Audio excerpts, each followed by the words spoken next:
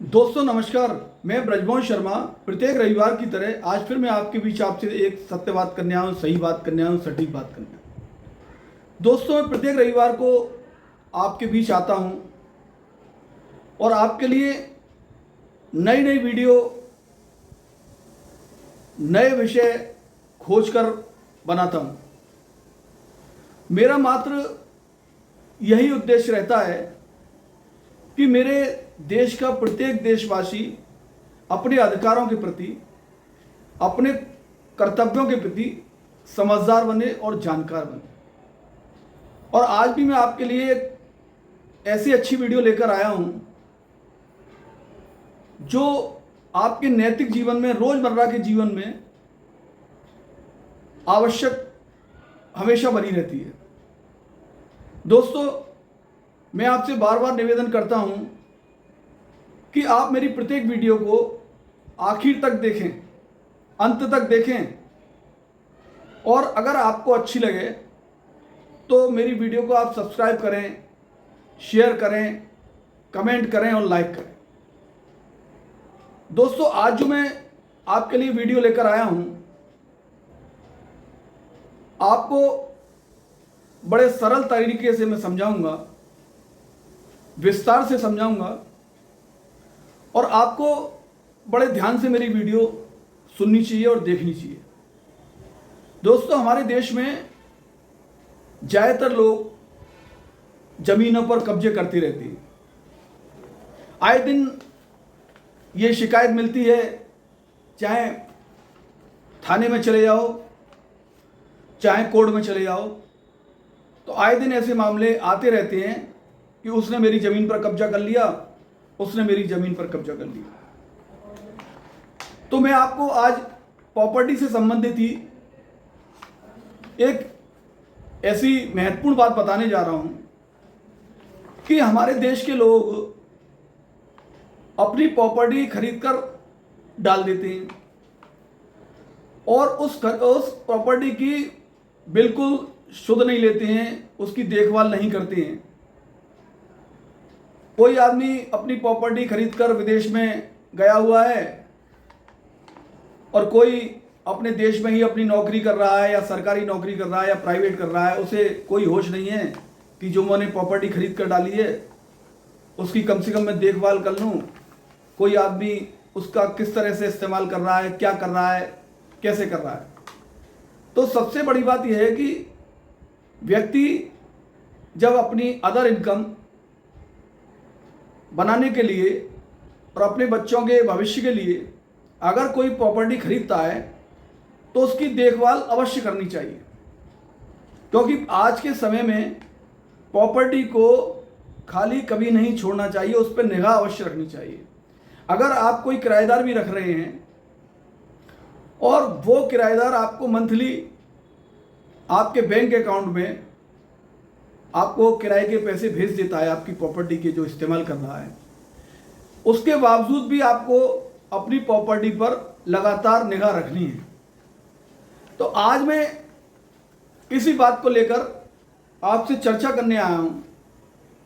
हमारे कानून में एक लिमिटेशन एक्ट दिया हुआ है जिसकी धारा 27 ये कहती है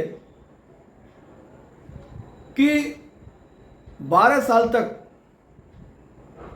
अगर कोई व्यक्ति या कोई किराएदार कह लो, या अवैध रूप से किसी ने कब्जा कर रखा हो, कोई व्यक्ति किसी व्यक्ति की प्रॉपर्टी पर कब्जा कर लेता है या किराए पर रह रहा है, तो यह समझ लो कि वो व्यक्ति ऑनर बन गया है, प्रॉपर्टी का मालिक बन गया है। लेकिन अभी घबराने की कोई बात नहीं है, लेकिन इसमें कुछ और भी प्रावधान दिए हुए हैं। और सरकारी संपत्ति में यह बताया गया है, ये मैं प्राइवेट की बताई है अभी, और सरकारी संपत्ति में यह दिखाया गया है कि अगर कोई व्यक्ति, कोई कब्जाधारी अगर 30 वर्ष तक लगातार उस पर कब्जा बनाए हुए हैं, बेरोक टोक कब्जा बनाए हुए हैं, तो समझ लो वो मालिक हो गया उस प्रॉपर्टी का। लेकिन मैं जो बात करूंगा प्राइवेट प्रॉपर्टी की करूंगा, क्योंकि सरकारी प्रॉपर्टी तो सरकार अपने तरीके से बड़ा वकील कर मुकदमा भी कर लेती है, हाई कोर्ट और सुप्रीम कोर्ट तक भी लड़ लेगी, बड़े से बड़ा वकील खड़ा कर लेगी। लेकिन मैं उन गरीब, उन बेसहारा, उन कमज़ोर वर्गों की बात कर रहा हूं जो बेचारे मुकदमेबाजी में बड़ा मोटा पैसा खर्च करते हैं, जिन्हें कहां से लाते हैं। मैं उन लोगों के लिए समझाने का कार्य कर रहा हूं आज। तो सबसे पहले अपनी निजी प्रॉपर्टी में कभी भी किसी को आपको 12 साल तक लगातार नहीं रखना है, बीच में उसे हटा जरूर देना है, चाहे उसका कितना भी व्यवहार बढ़िया हो।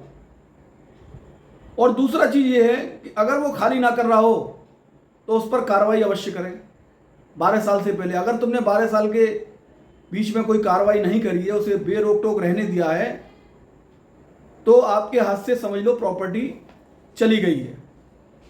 और दूसरी ओर ये है कि कोर्ट ने ये भी कहा है, इस कानून में ये भी दिया है कि ये व्यक्ति कब से रह रहा है, आपने किराएदार रखा है या कोई कब्जाधारी है, कब से कब्जा करे हुए है प्रॉपर्टी पर, आपको ये भी निगाह रखनी है, ये भी आपको बताना है। और कब्जे की जानकारी आपको है या नहीं है, इस लिमिटेशन एक्ट में यह भी दर्शाया गया है कि कब्जे की जानकारी मकान मालिक को है या नहीं है, उसके संज्ञान में है या नहीं है, या अवैध रूप से रह रहा है। तो इस बात की जानकारी आपको पूर्ण रूप से रखनी है। आप प्रॉपर्टी में कभी भी धोखा नहीं खाएंगे।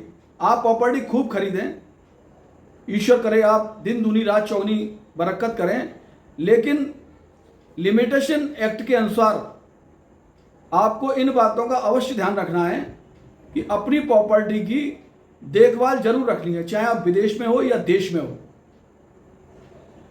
आज मेरा आपको समझाने का यही मकसद था, और मैं जानता हूं, मैं समझता हूं कि मेरी बात आप अगर विस्तार से ध्यान से अगर समझेंगे तो आपको बहुत बड़ा ज्ञान देगी।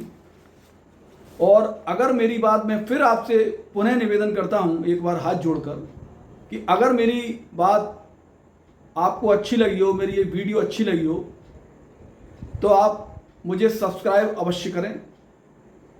और अगली बार फिर मैं आपके लिए एक नई वीडियो नए विषय के साथ खोज कर लाऊंगा। धन्यवाद। जय हिंद, जय भारत।